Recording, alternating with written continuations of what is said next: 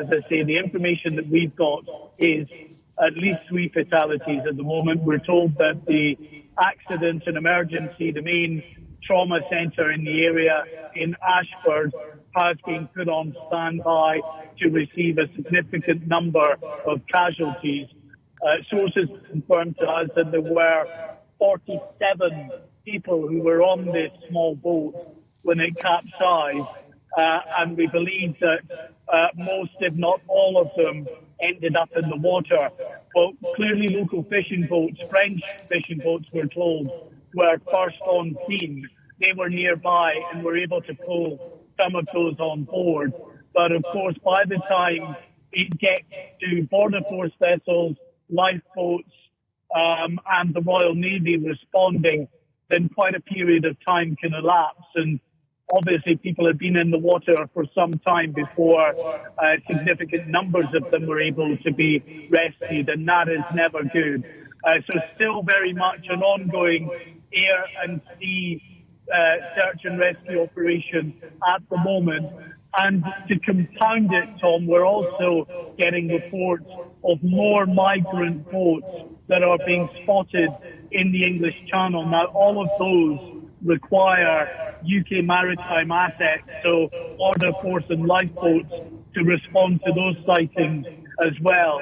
And we're told that there are at least another small boats that have been spotted so far in the English Channel this morning. The reason is simple. We've had a good couple of days of bad weather, which has prevented small boats from crossing. We had about 500 people who crossed over the weekend. Now that the weather has improved, and I say improved, it's all relative. It's never great in the Channel at this time of the year, but it's improved enough to allow small boats to try to attempt that crossing. Then this is the result. We're seeing these small boats attempting to make that crossing in less than ideal circumstances, and always the potential, Tom, for a tragedy like this to unfold. It is remarkable to anyone that's stepped outside in the last few days in this part of the world to think that this would be anywhere close to optimum circumstances for getting into a rickety boat and crossing that patch of water, particularly given the temperatures that we're seeing right now. We were used to seeing this sort of channel crossing crisis as a summer phenomenon. It's now become an all year round one.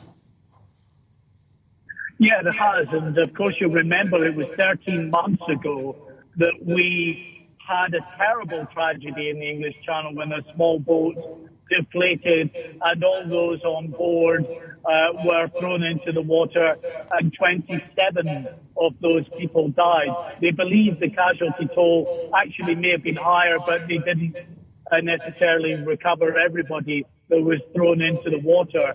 But a very significant tragedy. Then a lot of soul searching that was done with authorities in the UK and France vowing to redouble their efforts to try to stop the trade in people coming across the English Channel. But what's happened, it was 28,500 last year who crossed when this tragedy happened.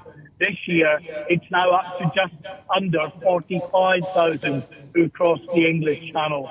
It is only growing in terms of the crisis, and of course comes less than a day after the Prime Minister stood up in the Commons and presented this multi-pronged plan that he hoped would be enough to help stem the flow of small boats, including the creation of a small boats operational command, bringing together Border Force, the military, other maritime assets and the National Crime Agency, with a view to better being able to get to grips with the small boats that are crossing the Channel. But as I say, there's always the potential for tragedy when anyone is undertaking what is a treacherous journey in one of the world's biggest shipping lanes in the middle of winter.